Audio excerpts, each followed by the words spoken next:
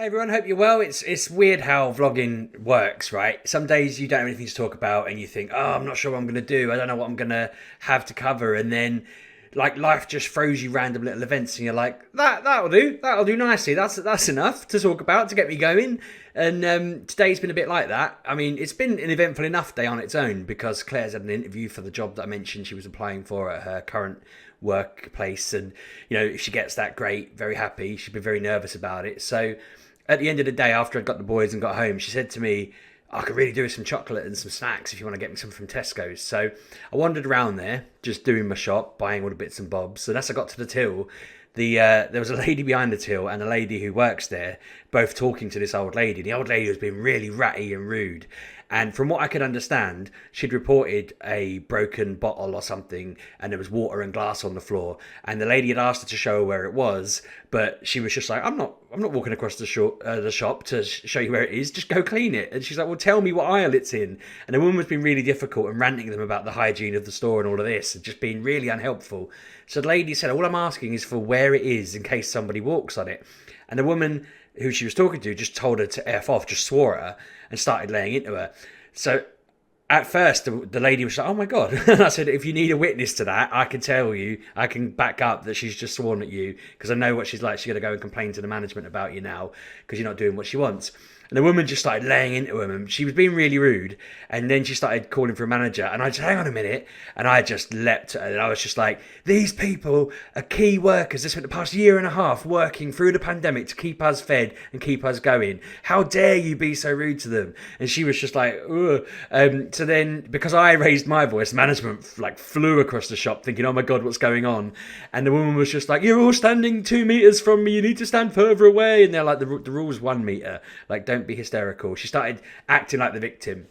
And the lady that she'd been rude to explained, she just told me to F off. She was making a complaint about the store and I was trying to deal with it, but she'd been really like difficult and argumentative and just rude. So the lady started being rude again and I just was like, you need to show some respect. These people are key workers. And she went, I'm a key worker. And before she got into a rant, I went, I don't care who you are. You need to show respect. You stop being rude and stop shouting at everyone. And again, everyone was like looking at me a bit like, ooh. So, then she started talking to the manager and again was trying to act like I've got family with COVID, blah, and all of this. And she just turned and was like, I'm not shopping here again. And everyone just was like blankly staring back at her. And I went, I don't think they want you to shop here again. And then I've said something I've always wanted to say to people in this kind of scenario. I just went, I think you should leave. Sling your hook. And she just walked away with her husband towards the door. And then they served me and they were like, thank you for that. People don't normally stick up for us. And I was like, that is outrageous. You should stick up for people when they're in that scenario. And I'm not really telling this in a braggy way. I'm just buzzing a bit from how ridiculous it all was. I said to her, it's just not on, and I hate it. Like, you don't talk like that to people who are running anything, let alone if you're annoyed with them over a mess that they didn't cause. Chances are someone else knocked it down, or the woman knocked it down. There was no need for her to be rude, and there was no need for her to walk across the store. She just could have said, it's on aisle 5 or it's by the biscuits. I mean, it was a glass bottle of water from the sounds of it. It's probably on the water aisle. But the thing was, she wasn't being helpful. I guess the woman had seemed to have gone and checked. She was very offended that she'd been sworn at. So, I said to the lady as she was serving me, I was like, I'm a bit worried they'll be in the car park now waiting for me. I am hoping that it will get a noticeable mention on the Deeping free discussion group that is always the drama of the town. People always... I'm hoping to God she puts up on there like, I was just rudely shouted down in Tesco's, and I can just tell the truth. That's what normally happens, but I always read that and it's going back and forth and I'm like, why couldn't I have been there? So I mean, I'm a glutton for this type of thing. I love it. I just really lectured her about being rude and felt very good because it felt like it just gave me a bit of spark, got me going, and cracking. So that is what's happening to me. I've had a really busy week with work. You've noticed I did a video yesterday. I fixed the lighting issue. I think I have anyway. People have said it looks a lot better. I tried fiddling around with some other stuff. I was trying to make the video narrower so I could make it a short because it was short enough to be a short, but it was the wrong shape. I don't know how to do that. I've got Pinnacle 24 I need to learn how to use, which is going to be fun. I've booked some time off early next week to try and edit together my my Nuzlocke video on my Pokemon channel, my gaming channel. So I'm going to do a bit of a crash course in learning Pinnacle. But Yeah, it had been a bit of a letdown this week. We have certain, big deals that we were trying to get in and stuff like that. And I had one that I was told I was going to get on Friday, Monday, Tuesday, Wednesday, and then it didn't come in. And Wednesday midnight was end of quarter. So anyone who works in sales will know the pain of not hitting an end of quarter deal that you'd been promised and you promised your boss you were getting and all that kind of thing. So yeah, I'm very disappointed that didn't happen. And I felt like a proper, like everyone was saying to me, don't worry about it. But I was like, I don't normally balls up on this type of, it wasn't really balls up. I don't really not get it. When someone tells me they're going to do it, I make it happen. I've had things when the pandemic was hitting and I rang someone and just said, if you don't make this like £1 million order now, there might not be a pound tomorrow. There's, never mind exchange rates, there might not be money by the time you get this processed. Like everything's going wrong, you need to order it. And it was like, I've made those calls, I've talked to those people, I've got things done, but there was literally nothing I could do in this one.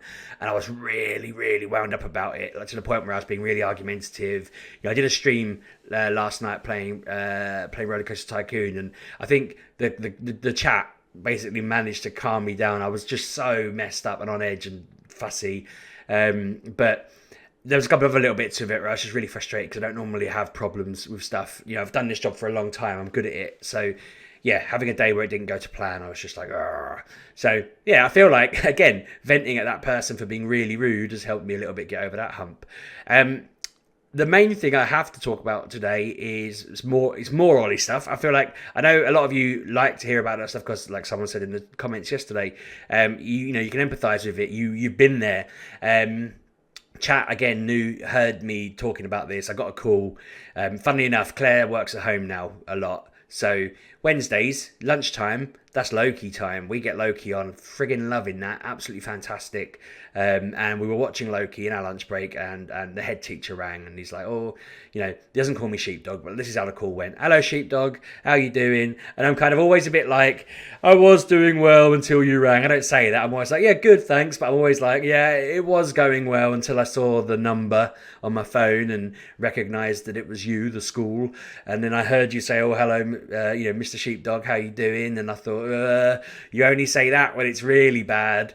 This is going to sound awful almost, but sometimes he'll say, everything's okay, and I think that usually means Ollie's the one that's been hit. I feel a little less worried. Do you know what I mean? Like, I think if it was Emily or Ben, everyone's okay, but like, oh, what's happened to him? But with Ollie, I'm like, everyone's okay.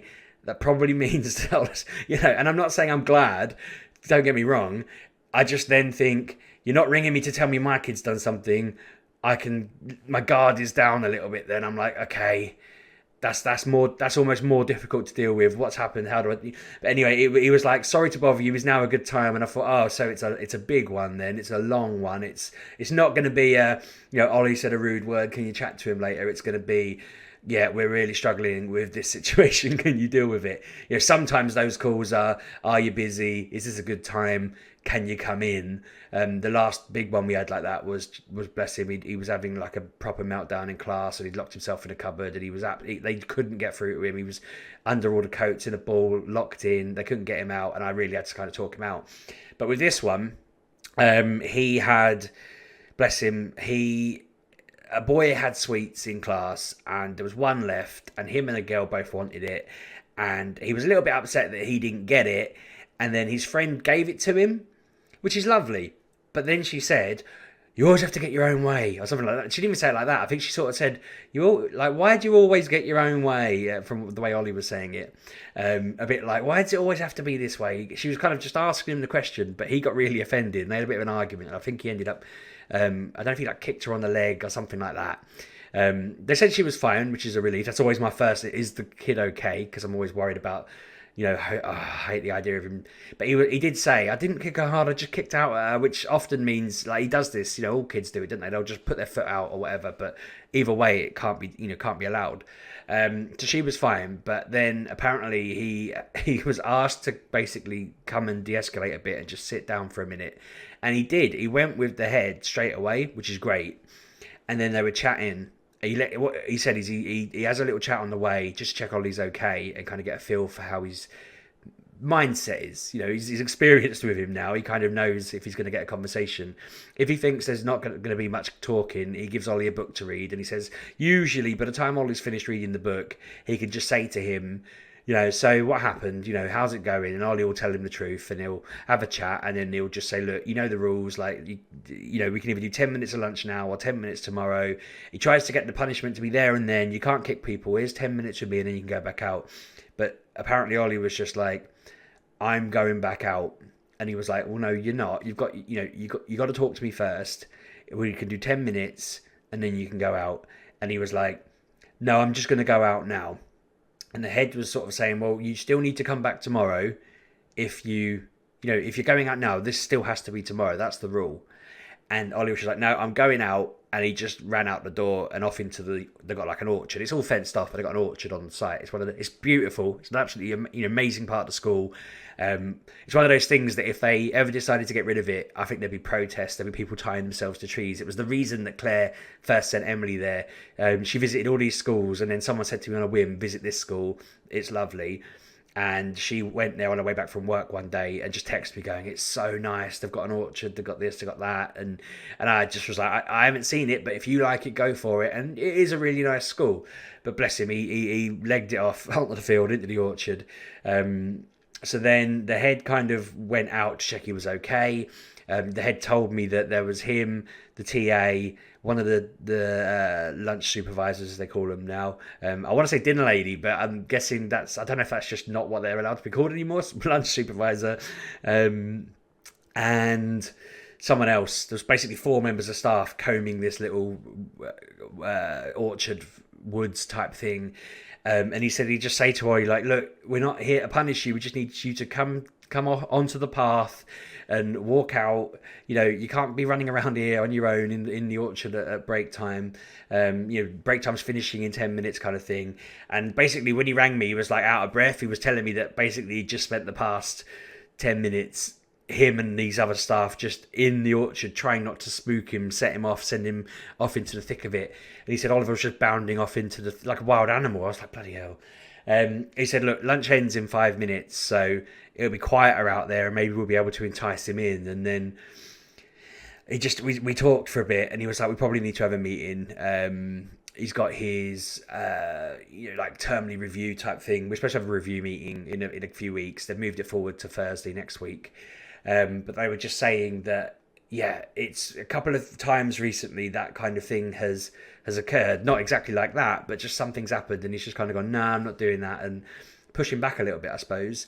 And so we had a chat with him. Claire had a chat with him on the way home, and just said to him, you can't do that. And I've had a chat with him, but I've also kind of been saying to him, if this carries on, it's not going to work. He's not going to work at the school. I've said before, I just don't know what to do. And he kept saying, oh, everyone hates me there now. And I was like, well, who hates you? And he always does this. He'll start saying it because he's upset. But then he'll be like, 3 months ago, so-and-so said this to me. He doesn't say 3 months ago, but he'll say, like, at Christmas, someone said this. And a while back, somebody called me this. And I'm like, they're just names. Or today, somebody kept looking at me in class, and then I got upset because they were trying to wind me up. And I'm like, well, just tell the teacher. That's what kids do. So he was trying to deflect, but then he was just, I said to him, you're going into a new class soon. You're going into year 4. And I can't remember whether I said on the vlog before, but we were told earlier in the week his TA's leaving. And I've just been told today she's leaving Friday next week. So term ends the 21st, I want to say. And he's got to do like 4 days without her. So that's why his teacher, who's also the deputy head and the Senko, wants to have a meeting because she's trying to push for him to get like maximum funding to get a full one-to-one TA all the time at school, rather than the kind of, I think they've got 6 hours that they stretch to 9 or 8 or whatever, 8 in school, I guess it is, by like giving her the hour off at lunch, I guess. And she goes I think she comes in 15 minutes later and goes 15 minutes early. So it's just like an hour and a half that they don't have to cover. And she's leaving to work for a dentist or something. And so, yeah, they were just like, we'll try and replace her with a full-time person. I almost want to say to them, get the one back that there was a lady, they laid off all of their older TAs in, like before this one started. And the one he had before, this one's been great, but the one he had before was like so experienced and so lovely. And, I think the worst thing she ever did was get him hooked on apples, which is like brilliant. She got him obsessed with eating these apples that just at a time when kids, especially autistic kids, can become really fussy about what they eat. And he was starting to get a bit like, I only like this, I only like that, I only like chicken nuggets, I only like waffles or whatever it was. I don't think he likes waffles. I'm trying to think now, whatever it was. And then suddenly he was hooked on these pink lady apples, as they were called, and we were just like, well, that's fantastic. Like, he's going to get vitamin C and whatever else from them, left, right, and centre. He loves them. I think he's got a bit broader on that. I mean, it's still certain crisps. He likes prawn cocktail, salt and vinegar, that kind of thing. But yeah, I think thanks to people like her, it helped broaden him. Anyway, so I was said to Claire, if we could get her back, I think she's TAing somewhere else. I'm like, get her, just tell her to come back. She messages every now and again. She'll like Claire's got her on Facebook, and if we say Oliver's achieved something, she messages saying, tell him I said congratulations or well done, or So she's that sort of lovely person. It's quite rare. I can't, no disrespect to the current one, but I can't imagine her messaging us on Facebook because she's seen Ollie's done well at something. I feel like she's definitely tried, and I do like the work she's done, and she's got him. She really tried to connect with him on Minecraft and other things and whatnot. But it's just, I don't know. It just wasn't quite the same. It was more like she's exactly what you'd want someone to be, and a little bit better. Whereas the other one is like, was just above and beyond. It was ridiculous, and yeah, I can't see us getting another one that good, and I will be lucky if we get one as good as what we've got now, really. I'm petrified about year 4 because I think I said before, Emily mentioned that when she was in that class, or someone mentioned, I keep saying Emily, it might not have been Emily, someone mentioned that the autistic boy in her class got ignored and sidelined for a year, and Ollie keeps saying, oh, I really like him, he's in the computer room. So when I go in there, because he's been going in there for like afternoons every now and again to acclimatise and just to do his work one-to-one or whatever, like in the classroom, not on his own with a teacher, but do his class work in a corner or whatever. He's like, well, I get to go on the computer in there, and I'm like, yeah, but are you doing work or are you just sitting around on Scratch clicking about a bit? Because I want him to be doing science, I want him to be doing maths, I want him to be doing English. He needs to get good at those things, and yeah, I don't want it to just be a year of clicking about in a corner. But then part of me is, I'm very conflicted because I know that, like, if they can get him good at reading and good at writing and good at maths, which he already is, keep him good at them, keep him interested in science, I don't really know what else I kind of want them to do. Like, it's all really confusing me, because when I was at school, if you'd have said to me I didn't have to do music, arts and crafts, all that nonsense that I don't like, I personally do not like the mess that comes with them. I hate it. Just don't want to do it. And if you said to me, go sit on a computer, I'd have gained a lot of stuff that I did gain, because that's why I'm really good at computers and have an IT degree and stuff like that. So part of me is like, there's one side of me just thinking, who cares? Just let him have, just as long as he survives the year. If he goes a year without getting many red slips because he's just cracking on doing his work on a computer and spending, two quarters, half the time on Scratch because he's just on it, and the other half just doing the bare minimum that he needs to do to get by, that is enough to mean that he doesn't have a bad year. But part of me is like, I kind of want to push him because he's clever and I want him to get really good grades. But then, I don't know whether there's that, push him to get really good grades so he gets really good grades, but he's miserable all year and all school and whatever, and it might not work out and it might not be realistic. Or, the answer's not one or the other. It's not like that. Don't push him at all. Let him just bomb through it all and then figure it out afterwards. But as somebody who left college with D's and then did nothing of note for a little while, bumbled from rubbish job to rubbish job, and then thought, oh, just get a degree. Yeah, brilliant. Well, my sister told me, why don't you go to uni? And I was like, because I tried that when I tried to become a nurse and it didn't really work out. And she was like, yeah, but go do a degree, you'll be fine. And, I just ended up on the course I went on, and it just turned out really well. I think probably because I had people like Kev who were just like, Kev's like one of the first things he ever said was, if I don't get a first class degree on this course, I'm going to burn the university down. And I was like, that's such a good mentality. I too will burn the university down. And, it was one of those moments of just, yeah, if I set myself the target and I work towards it, I'll do it. Whereas before that, I was quite like, well, I'll just turn up to the minimum of lectures and I'll just hand in passable grades, and a degree is a degree. I'll get a degree at the end of it, and then the sky's the limit. I was actually like, no, I want to get the top. So it is hard to know. Does it matter at this point if he just gets through it? I don't know. I don't want to sell him short, but I do feel like if secondary, because that's another thing I've mentioned before, I'm worried about secondary school. If that ended up being an absolute train wreck, which we're worried it will be, it's not the end of the world. Like I can fix that. You know what I mean? I was thinking to myself the other day, he could literally do whatever he wanted. Like if he said to me, I want to just make videos all day long, I'd be like, right, you make them, I'll teach you how to edit them. If he said I want to make games, all right, here's the computer, let's do it. I can teach you how to program. You know, if he said he wanted to make music, I've got music editing software easily. I can do that. You know, if he says he wants to be a scientist, my brother-in-law's a frigging physics whiz. You know, he's got I want to say masters. I think he's got a degree in physics, maths and physics or whatever, like a joint thing. He teaches it. He's very clever. If he was into maths, I know someone with a maths degree. You know, if he wants to become a nurse, I know that you can train to be, you know, GCSEs when you're older. I could get him through that. I just feel like, actually, you know what? I'm worrying about nothing. The sky's the limit and there's no cap now. Nothing's decided now. But I want a good year. I don't want it to just get worse. Because if he starts going downhill by being ignored and left and treated badly, it's not going to go right. So, God, so that's a bit of a tangent, but we've got this meeting next week, and I think they kind of want us to fill out forms and push for more funding, and it's like, yeah, that's great.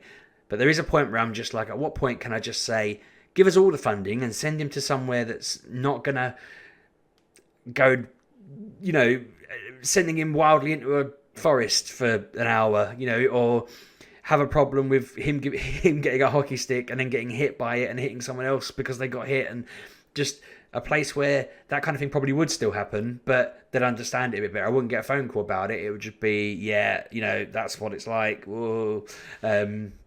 So I'm so conflicted, and I keep the thing is, I keep researching it, but I don't know. The ones I've spoken to have told me there is no chance of us getting a place anywhere.